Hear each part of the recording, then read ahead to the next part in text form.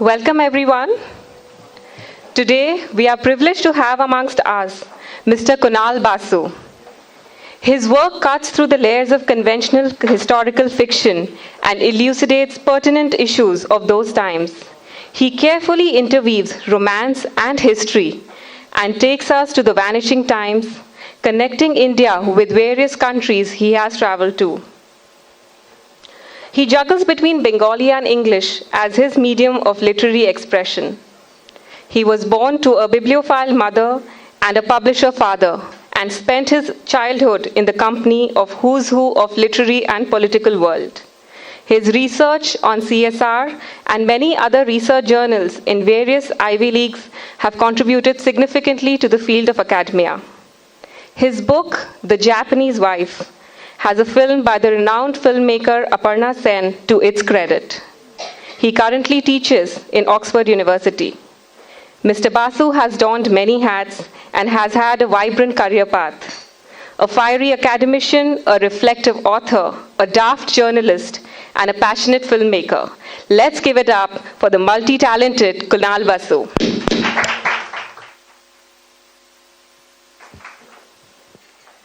Good afternoon. Good afternoon, everyone. It's an absolute privilege and honor to have Mr. Basu with us today. Hello, Kunal. Welcome to Udaipur. Hi. So, two of your books talk about Udaipur. Did you conceive Udaipur in them as a part of your book's milieu, or do you have a personal connect with Udaipur? Well, first of all, a very warm thank you to Right Circle for inviting me to their. I love Udaipur. I mean, who doesn't? Yes, I do have a special connection to Udaipur. And the most significant one is this book. So my second novel, The Miniaturist, is about Indian miniature art. And of course, Udaipur is the most preeminent center for Indian miniature art. So with your permission, should I say a few words about this book and read from it? It'll be a great honor. Okay. This novel is set in the 16th century, in the reign of Emperor Akbar in Fatehpur Sikri. And it tells the story of a young boy called Behzad, who's a child wonder, an amazingly gifted artist, a child prodigy, and everybody expects that he will one day grow up to become Akbar's main artist. But like all gifted people, all gifted young people, he's rebellious. He wants to do things his way.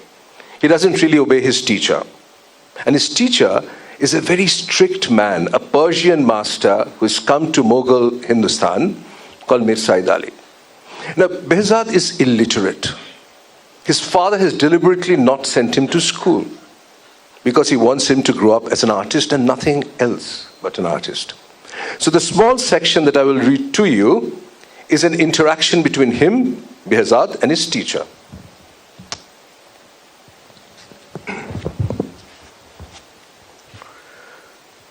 From the fort to the western gate, Behzad walked with Nikisa to Mir Said Ali's studio, memorizing the story of Khasru and Shirin. Then he took his place before his teacher, a sheet of ivory paper on his raised knee. Yet, he drew not the lovers, not the scene, favorite among artists down all the ages, of a besotted Shirin admiring Khosru's portrait hung from the branch of a tree.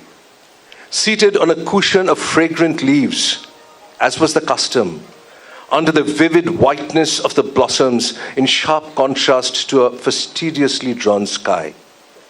Nor the forbidden glimpse of a bathing princess, Shirin naked to her waist, a lotus floating on a lake. Mir Said Ali's students had pried open his old album, breasts half submerged in silver. How did their teacher's strict gaze behold his own creation? They had sniggered. How could his gnarled fingers have added a touch of blush to the secretly open bud? One of Behzad's fellow students, asked to illustrate the same story, had seated the lovers, united at last by fate, on a throne lit by lamps, listening to the rebab of a wandering musician. He had followed the right way, taught by their teacher. Behzad drew the lovelorn Farhad, the peasant desirous of Shirin till the very end, a haughty Shirin, indifferent to all but Khasru. He drew a great mass of rock, a dark monster rising from the ocean. The peasant was carving a face on the jagged stone, the face of Shirin, with fierce rage striking the immovable, shattering with demonic might, showering his subject with blows. His face full of anger, as if he was rescuing his love from the dark veil of the rock, setting her free. Mir Said Ali studied the page for a long while. Why didn't you draw the lovers? Because Behzad bit his lips, then spoke in the voice of Zulekha, his stepmother. The brush hasn't the tongue to speak the secret of love. A rare gleam entered the elderly teacher's eyes. Of course, Behzad fails to become the chief artist of Akbar, which is the story of the novel. He's expelled, he's thrown out from Akbar's kingdom. And throughout his luck, he asks himself, what is the value of art? What is the true value of art? Wow, that was really interesting. Born in a literary house, how was the growing up environment? And how has it sculpted you as a person, personally and professionally? You know, I was born in a room full of books, literally. I was born accidentally at home. It was not planned to be like that. My mother was finishing a manuscript, and authors can be very compulsive, And she said, I have to finish this book because if I go to the hospital, then I won't be able to write for a week at least, maybe 2 weeks. And my father tried to convince her, no, get the child done, and then you can come back to the book. He says, no. It'll just take me one more night. I wasn't willing to wait that long. So very early in the morning, my mother realized there was no way. And in those days, you couldn't dial a number and the ambulance wouldn't show up at your door. So my father, like a madman, started running around to find a doctor. And I was born on the floor of our parents' library, gawked at by authors all around me, the books. And needless to say, I grew up in a very bookish family. So we were forever arguing about books and authors, and I would say, I love this author. My father would say, it's rubbish, And so from a very early age, my mind was full of words, was full of ideas about novels, etc. But I was distracted along the way and ended up being an academic. What is the inspiration behind your writings? The chief inspiration has to be the famous authors I had read growing up. It's not simply Rabindranath, which obviously every Bengali by force has to read, but authors from all over the world. And when I was young, the curious thing is, when I was young, I did not want to read English. I only read in Bengali. And my parents tried all kinds of tricks, and they would try to bribe me and say, read this book, it's good. But I never read them. And I read the world classics in Bengali translation. So for a long period of time, I thought Charles Dickens was a Bengali, because I read him in translation, you see. So my inspiration are the great authors from all over the world, and they inspire me. They inspire me to write.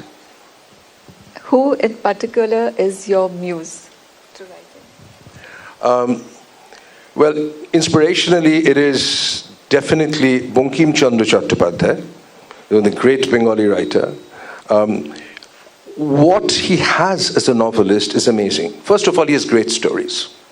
He has very intriguing and interesting settings. Some of them are historical. He has characters to die for.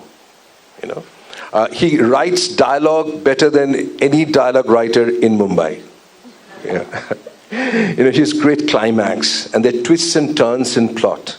What more do you want as a writer? So, as a muse, he's Bankim Chandra Chattopadhyay, the 19th century writer, is certainly my muse. In terms of a living person, I have to grudgingly say it's my wife.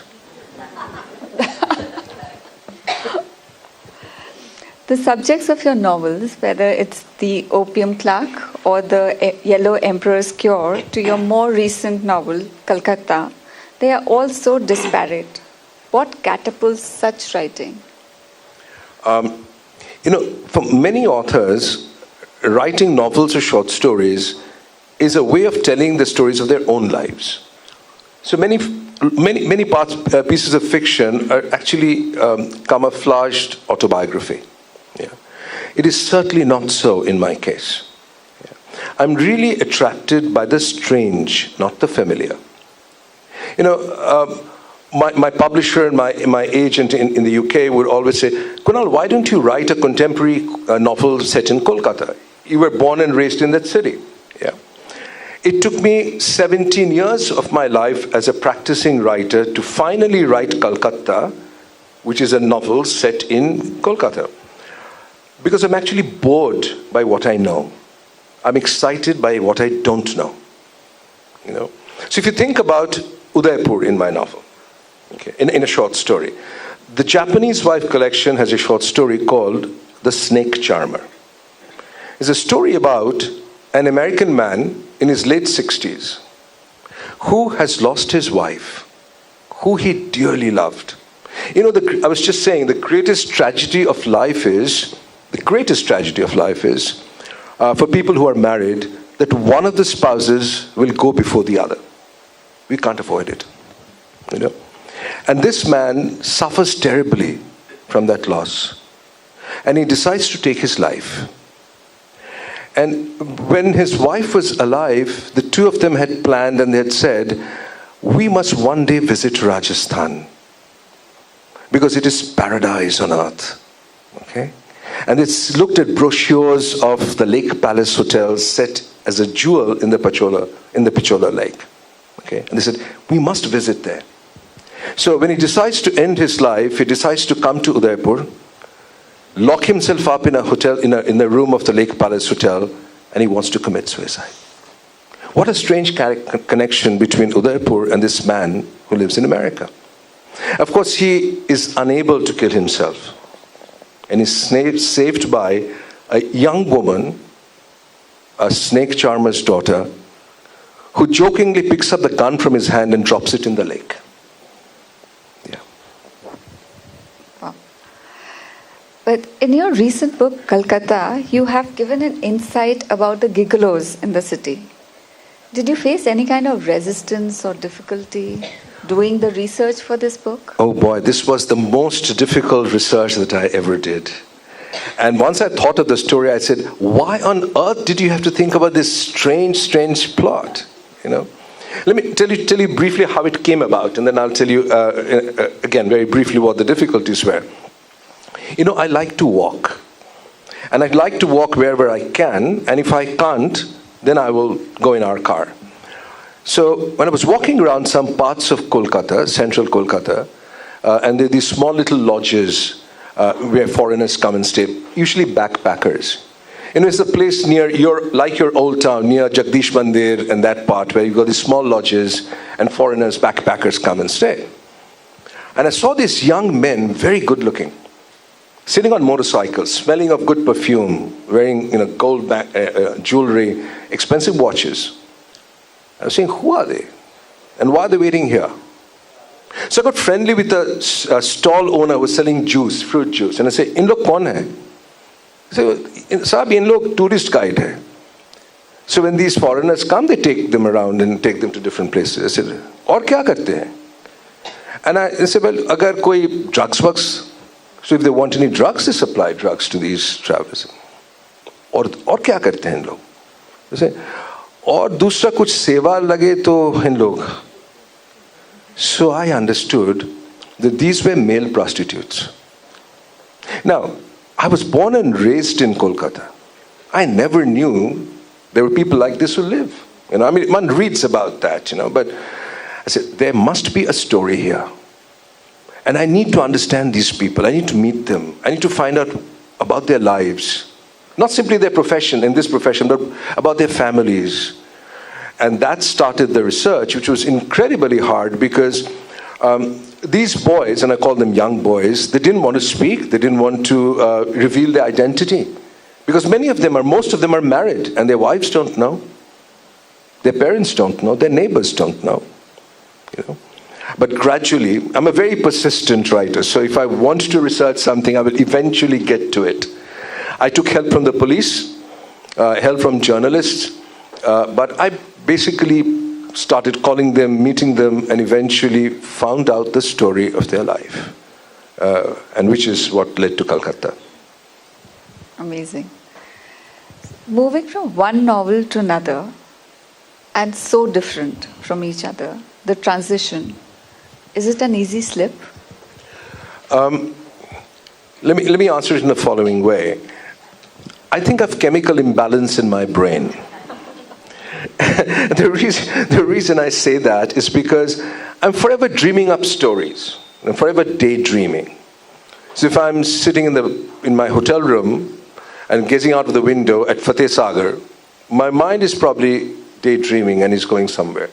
If I'm waiting at the airport, waiting to catch my flight, my mind is daydreaming. Okay? And that process of daydreaming is what gives birth to stories. So there are lots of stories in my mind, and when I finish a book, I'm actually itching to go over to the next one, to tell another story.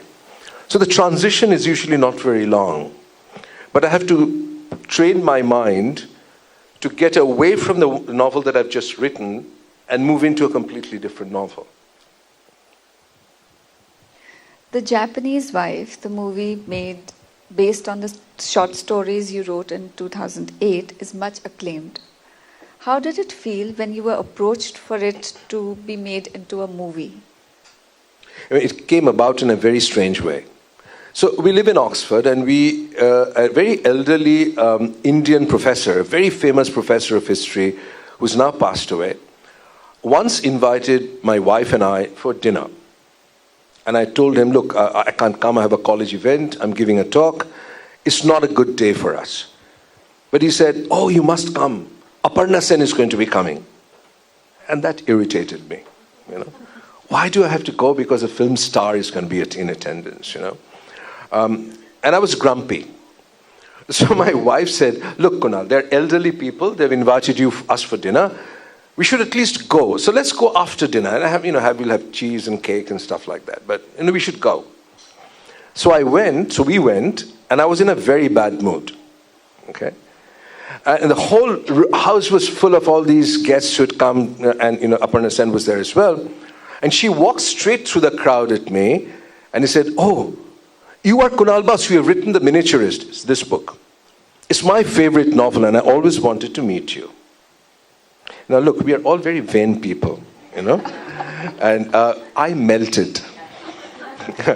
my irritation disappeared, okay, and I became very friendly, and we started chatting, and said, I want to make a love story. But all love stories have been done, you know, Romeo and Juliet, Shirin and Khusru.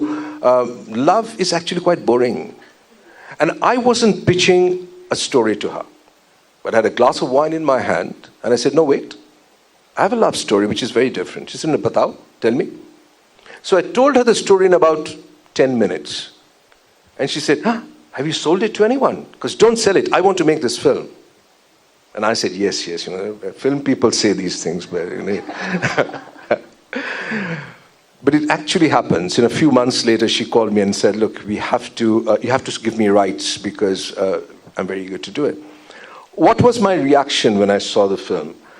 I was very lucky because oftentimes when you write something and a film is made out of it, it may not quite turn out to be the way that you had written it. And there may be some disappointments. But in this case, I realized very early on that Aparna's sensibilities about this story and my sensibilities about this story matched. Okay. So I actually was very intrigued, very pleased. It seemed like an out-of-body experience watching this story unfold on screen, the one that I had written on paper. So you were happy about the depiction of your work, or something left unsaid? I was actually quite satisfied with the depiction of the work. I wish there was a little more of Japan in the film, but then Aparna explained to me how difficult it is to shoot a film in Japan. With language difficulties, but also arrangements, managing the process, and I forgave her. Are you a romantic at heart? Hugely. In fact, the Shakespeare Society had done a collection of essays on my books, and they called it Romancing the Strange, the Fiction of Kunal Basu. So, is there any novel which was challenging and yet close to your heart, enough to identify with it, and why? I think Calcutta was. I'm not a person who's naturally drawn towards the dark, not naturally drawn towards the underbelly. There are many Indian writers, or quite a few Indian writers who write in English, who write about the negative aspects of our society. And every society in the world has positive and negative sides to it. And for some strange reason, the world seems to love the negative sides of the Indian experience. Okay, I don't fall in that category. But Calcutta, when the story appeared in my mind, I started identifying with those individuals who have been far less fortunate than I have been, who would want to belong to it's a refugee boy who slips in with his family from Bangladesh, and his mother tells him early on in life, become a Calcutta wala. You see, because we are tired of being refugees. Now we must settle down, and you must become a real Calcutta wala. Okay, and I'm a real Calcutta wala. I was born and raised, and I've taken it for granted. Okay, I don't have to be a Calcutta wala. I am. But I didn't realize that for a lot of people, that is a struggle, that's a challenge, that's a dream. Okay? And I started identifying with it somewhat. So it was a difficult novel to write, but it was hugely revealing to me as well. In the same book, you've shown two sides of Kolkata. How do you reconcile with it, or are they different? When people talk about Kolkata, they think it's a Bengali city. 56% of Kolkata's population is non-Bengali. 56%. The large parts of Kolkata, where the Bengalis are not the core, they're the periphery. Go to Bara Bazar, for example. If you go to Zakaria Street in Chitpur, it feels like Baghdad. It feels like Cairo. It doesn't feel like a Bengali city. So, like all major metropolises, like Mumbai as well, it is not one city, but many different cities in one. Okay, and people who inhabit these different parts of the city, they pass by each other, like planets pass other planets in the darkness, but they never make contact. So, in writing this novel, I tried to see what would inhabitant of one planet feel when he moved into other domains and other regions and other parts of the world. Are you critical about your work? Unfortunately, yes. Because in my other life, I'm an academic. And as an academic, you're trained to be critical. Which is why our students hate us. Which is why our PhD students particularly hate us. So I'm a compulsive editor of my own writing. I would keep on drafting and redrafting a full novel at least twice, if not 3 times. Calcutta is more than 1.5 lakh, 1.5 lakh words. And I've written the novel thrice. Okay. So, so that's sort of the nature of close scrutiny, close analysis, and saying, well, am I really conveying what I want to convey? What's working, what's not working? My editor in England, sometimes she gets really angry with me. I say, Kunal, when will you stop? When will this book actually go to print? And I would say, soon. It is famously said, traveling makes one a storyteller. Is it true in your case too? Does traveling motivate you, or is it the writing is an interesting part of your being? You see, travel has 2 meanings in my life. Okay, one is travel to research. Okay, so I would go to a place if I've located a story there and I wanted to find out more. Okay? So if it's very directed travel, I would only pay attention to the part of the city or the part of the place or aspect of the place which is important for my novel. Okay? But most of my travel does not fall in this category. I travel, and travel is a great obsession for me, because travel puts my mind into free flotation. You see, when you're traveling without an agenda, then you've uprooted yourself from your day-to-day routine, from your regular life, from your friends, your neighbors, your work colleagues, and especially if you've gone to a place which is very different to what you're used to, then your mind floats. Your mind is willing to go anywhere it can. And that's the best moment for story creation. I'll give you one example. So I was in Australia, in Perth, doing a literary residency for 2 months. And in the evenings, I would go and sit on the beach by the Indian Ocean. And when you sit in front of an ocean, your mind floats. You know, it's like the ocean's currents. And suddenly this story appeared in my mind, which has nothing to do with Australia. It was a story about an accountant, a middle-aged accountant who lives in Delhi. Okay? But in his dreams, he has a very mundane life. There's nothing exciting about that life. Okay? He goes to work, comes back, chats with his wife, watches television.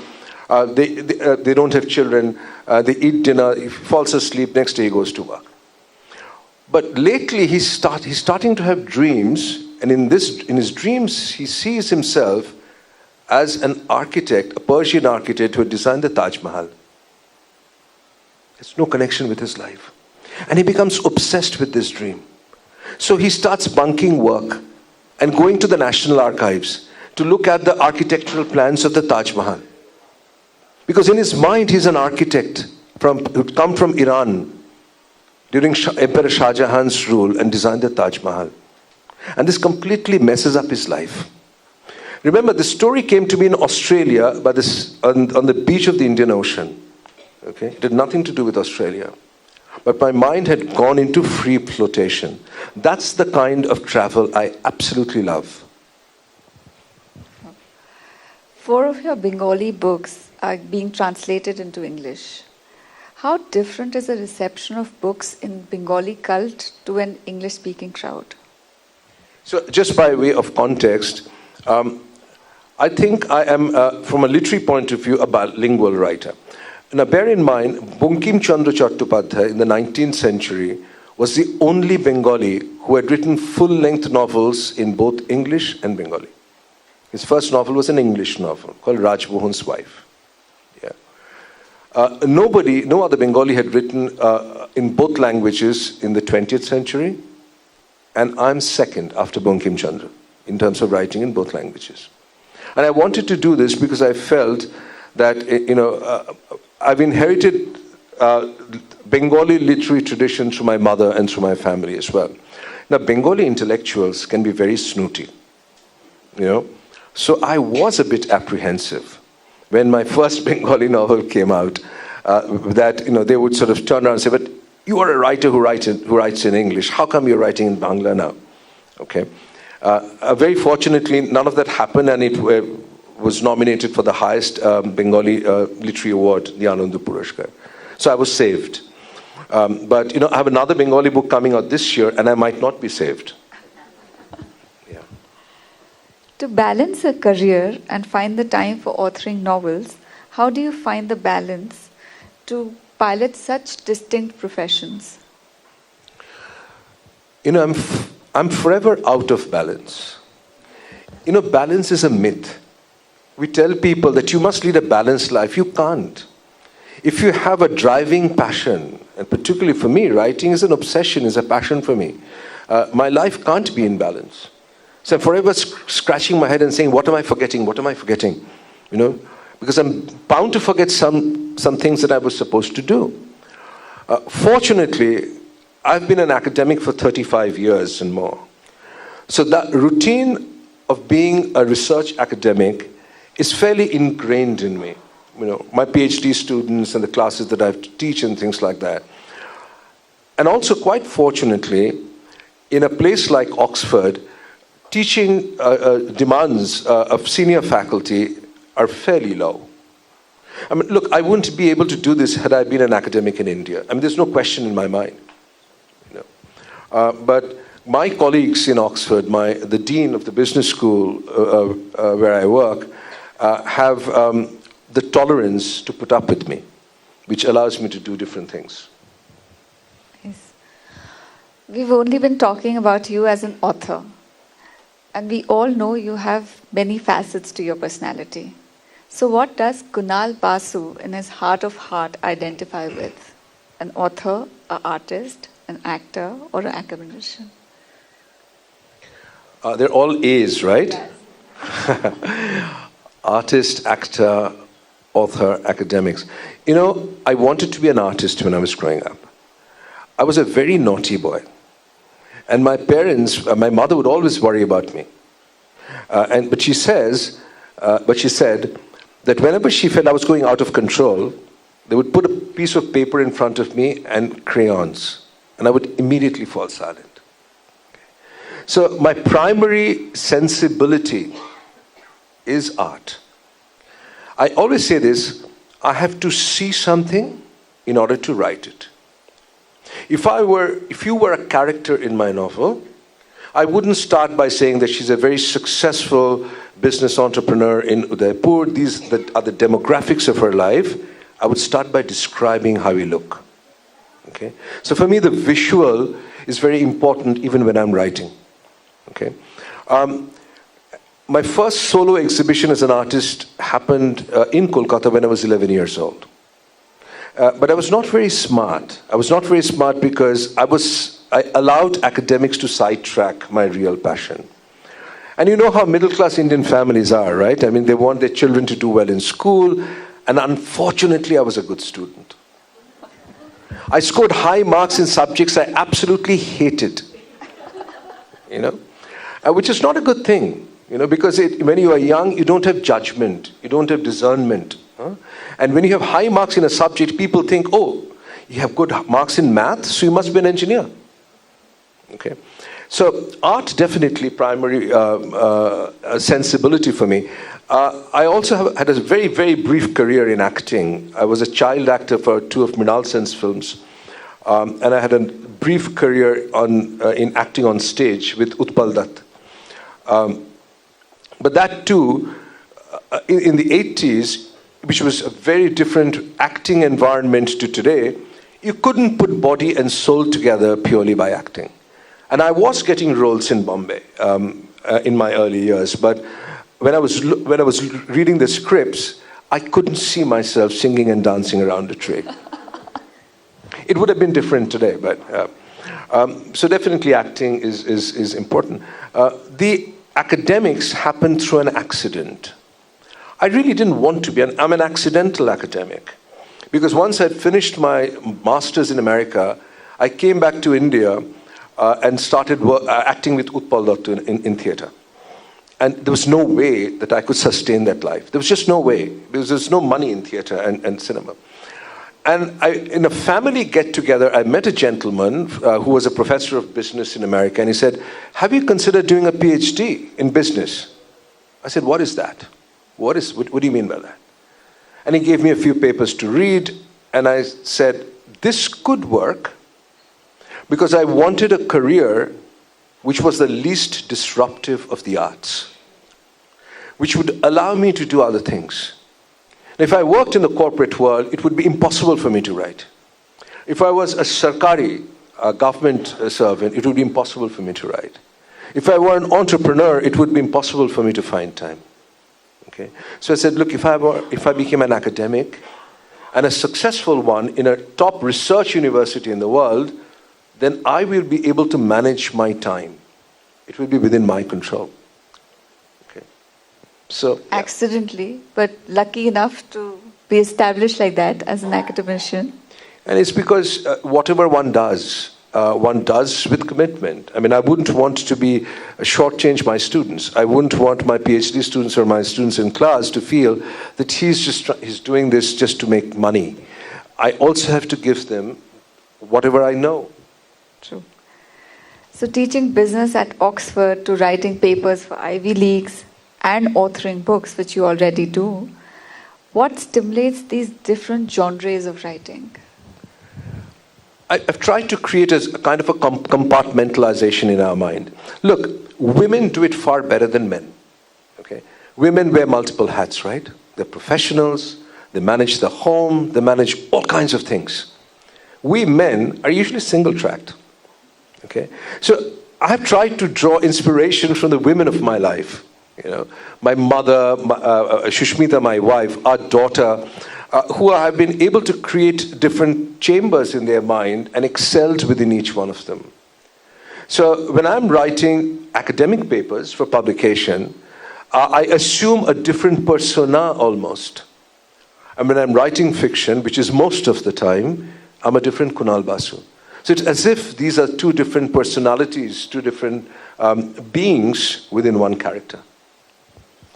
It's never too late, they say. So we would like to know what incited you into authoring novels when you were an already established academician. Look, I always knew I wanted to be a writer. And it was a question of finding the right moment for me. All of us, and I literally mean all of us, have stories to tell. All of us have stories to tell. So why don't we tell them? So I was having this conversation with my agent in London, and she's a wonderful lady. And she says, you know what? You write when you're ready.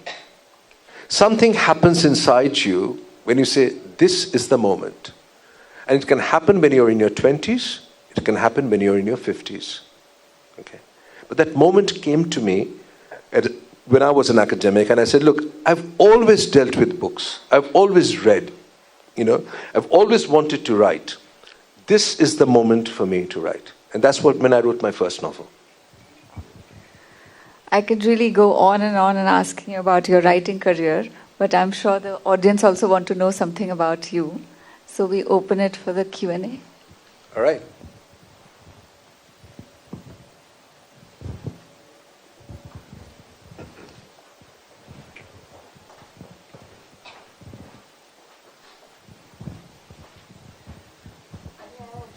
Sure.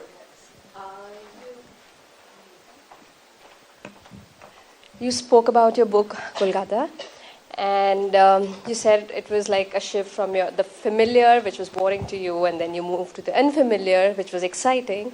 But then you talk about the ugly bit also, not everything is fancy and beautiful. So did at any moment of time you felt that you don't want to look at all that and, just be in your safe domain? Or it excited you more to ponder over such things and then get to writing? Actually, the latter. Because it was so strange a world for me. I mean, there are other things that I've written that are also very different. I mean, I'm not an artist. The Miniaturist is about the intimate life of an artist. Okay, I'm not a scientist. My fourth novel, The Yellow Emperor's Cure, is about a Portuguese doctor who goes to China to find a cure for syphilis in the 19th century, because there was no cure for syphilis. And I delved deep into reading medical books, because I'm not a trained doctor. Yeah. For this one, it really stretched and took me to a domain of society that I was unfamiliar with. Okay. But it did not repel me. It actually filled me with empathy. And I always said, look, how would I have reacted if I wasn't born with the kind of facilities that I was born with? Our births are accidental. We are born into certain families. We could be born into very different kinds of families. So, although some parts of that existence was ugly, okay, there were also aspects that were very moving and very touching. There were aspects that were completely funny, totally hilarious. So I don't see Kolkata as a dark novel per se. It deals with the underbelly of society, but in the underbelly of society, people still laugh, they still dream, they still fall in love. Thank you.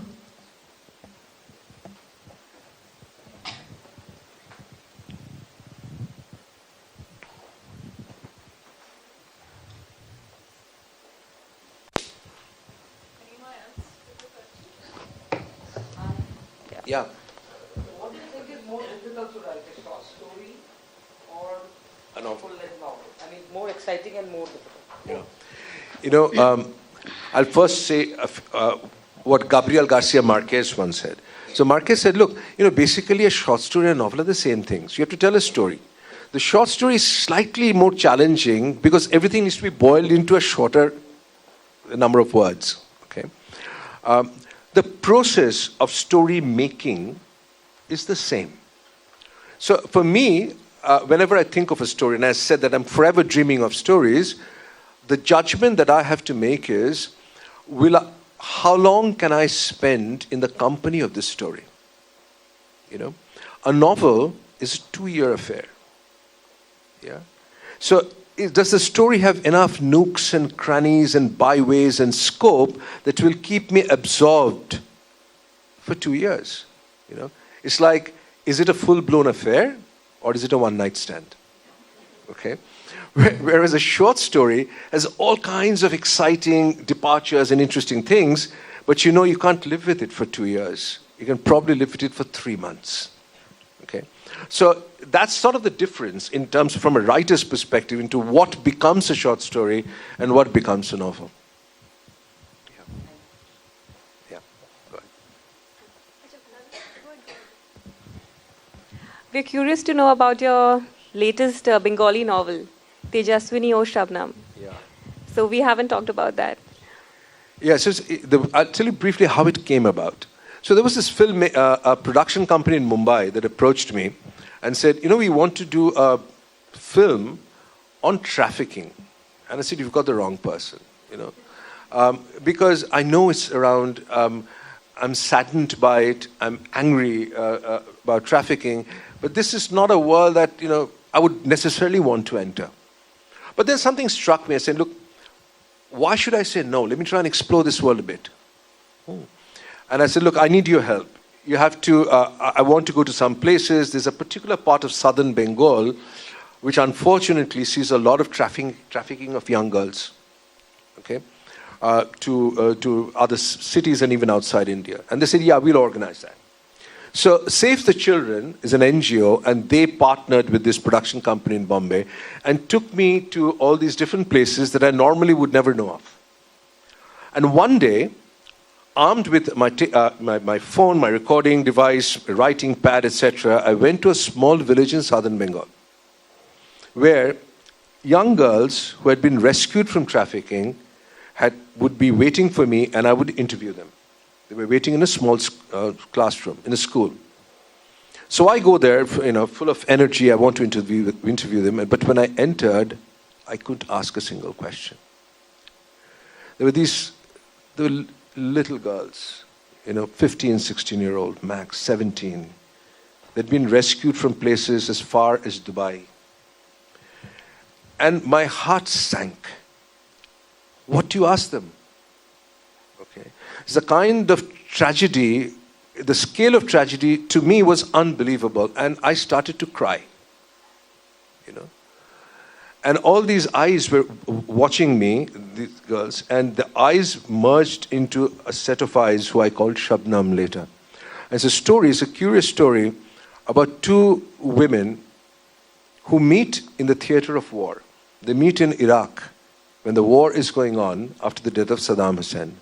The two women are from completely two different parts of society. One of them is a CNN journalist who's grown up in New York, has gone to the best of universities, studied journalism in Columbia, is a absolutely fearless journalist who goes into war zones and reports for CNN. And she has come to Iraq to report on the war. Who does she meet there? She meets Shabnam, a young girl trafficked from India who's doing the rounds in the camp of soldiers. Okay. But there's a deep secret between the two women. And I will reveal it, the secret, is, and the CNN journalist woman, Tejaswini, she is very intrigued. Who is this woman? She's not from Arabia. She's not from here. Is she from India? Why is she here? What is she doing here? How could she get here? And she eventually tracks her down, and a very curious friendship develops between these two unlikely women. And what is revealed is both Tejashwini and Shabnam were orphans. Both were in an orphan shelter in South Bengal. One of them was adopted by an NRI couple, Tejashwini, and taken to America. And she had a life. The other, unfortunately, was sold into prostitution. So saving Shabnam becomes Tejashwini's great goal. And the two of them try to escape the war and return to India. That's the story. I think we all love the language Bengali. Although we can't understand much, but we just love to hear it. Can you speak a few lines for Udaipur, or, maybe how you... Ami Udaipur bishon bhalobashi. Yeah. I think bhalobasha is a word that Bengalis use at the drop of a hat. They love their fish. I mean, mach bhalobashi. Thanks to the Bollywood songs. Thanks to Bollywood songs. Although we don't quite like the accent with which Bollywood... yeah. But there's a huge connection. I have to say this because I was telling her when we first chatted about this, that there's a tremendous connection between Rajasthan and Bengal, which is a literary connection. So Abanindranath Thakur, who was Rabindranath's nephew, and a famous painter, artist, who started the Bengal School of Art in Shantiniketan, was also a writer. And he wrote a book called Raj Kahini, okay, which every Bengali girl or boy growing up reads. Okay? And we know the Raj Kahini by heart. And the Raj Kahini is a set of stories about the Rajputs. Okay? So we know about Padmini much before Padmavat. Okay? We know about the Mewar, the kingdom of the Mewars, and all of that. And Rajasthan is very much, the lords of Rajasthan is very much a part of Bengalis growing up through literature. Yeah. It was an absolute delight listening to you. I'm from Calcutta too. So it was just down memory lane. It was so much fun visiting Calcutta again with you. It was interesting, the story you described about your new Bengali book that immediately struck Umrao Jan, the film. If you see the film Umrao Jan, it is the same. Umrao Jan had her friend, and both of them were being sold, and one was picked up by a prosperous family, and Umrao Jan became Umrao Jan thereafter. So very interesting. I want to know that when you write in English and Bengali, you said, what is it that, which language finds better expression for your word, and why? And I have another question for you. When you wrote that book, Kolkata, I also want to understand, it was a refugee you spoke of, for the stories around the life of a refugee.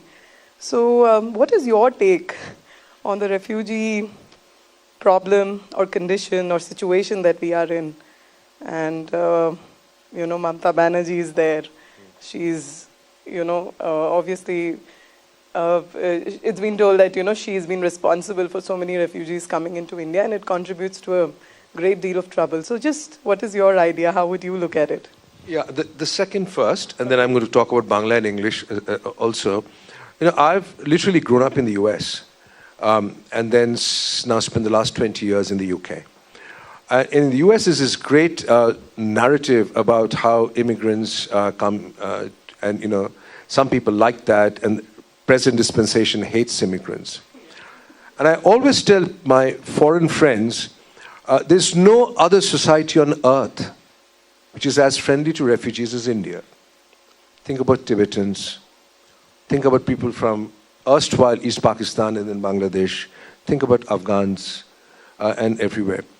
India absorbs people from many different parts, many different cultures, many different religions, many different backgrounds. And that speaks to the broadness of the Indian mind, which is unparalleled in this world. And what I feel about that is no human being willfully leaves home unless forced to do so. Okay? Unless they face circumstances where their lives are imperiled, their families are imperiled. And so I have huge empathy for refugees. The the passage of refugees into a society creates societal problems, tensions, and challenges? Of course they do. Okay. But that is equally true for people going from one region of the country to another region of the country. You know, but I'm all in favor of empathy, all in favor of treating people with respect and dignity, which India has historically. You know, the Dalai Lama came to our country, right, and made it home. And aren't we all proud of the Dalai Lama? Yeah. The first question, Bangla and English. You know, I am from a generation of Bangalis, especially those who've grown up in a cultural milieu, where there was no contradiction between English and Bengali as literary languages. So we've literally grown up with two streams flowing through our heart. And we could jump from one stream to another stream without seeking anybody's permission. Okay? So when I thought about writing my first novel in English, never for a moment did I think, oh, should I write in English? Would it turn out right? Would I be able to convey what I really wanted to convey?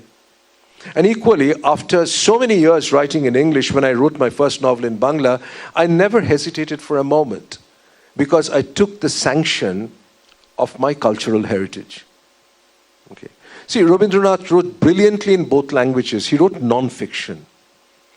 Michael Madhusudan Datta wrote poetry and plays in both languages brilliantly. Okay. Nobody had written full-length novels, and so I can claim credit for that. But the only judgment that I need to make about Bangla and English when a story appears in my mind is, which language is this story best expressed in? So my agent in London, for example, said, Tejoshwini and Shabnam, why didn't you write it in English? It's such a global story. It's about friendship between women, which is a very important thing. It's friendship between women from completely two different backgrounds. Okay.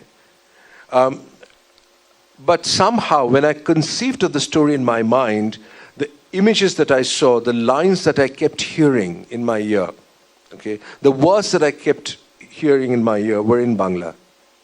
You know, equally, Calcutta could have been written in Bangla. But when I started researching Zakaria Street and Chitpur and Bada Bazar and things like that, okay, the words that came to me in English. So there is no formula, you know. There is no magic marker that will move me one to the other. It's an instinctive creative judgment.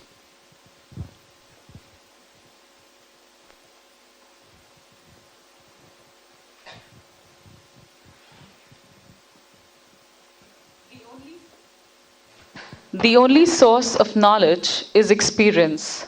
And today, we have enlightened ourselves in the illustrious company of a great writer. Thank you, Dr. Kunal Basu, for being so generous in sharing your colossal creative space with us. You made it so easy to feel every emotion in the spectrum. We are fortunate to have found the virtues of veraciousness and quality of a wizard in a grey-haired Bengali personality. We are so happy to have you. I request my friend Kanika to present a token of gratitude to Dr. Basu.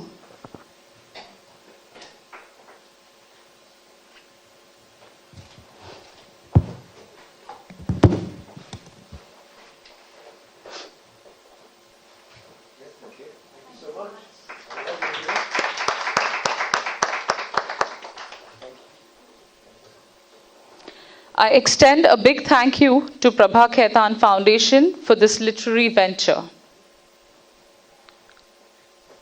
Thank you, Radisson Blu, for your warm hospitality.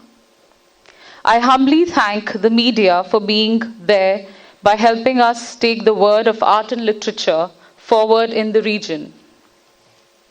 I sincerely thank all of you, our dear friends, for the encouragement and your valuable presence. I now request the members of Ehsas Women to step forward for a group photograph, post which each one of you may collect a copy of the book and have it signed by the author himself. Thank you very much. Have a wonderful evening.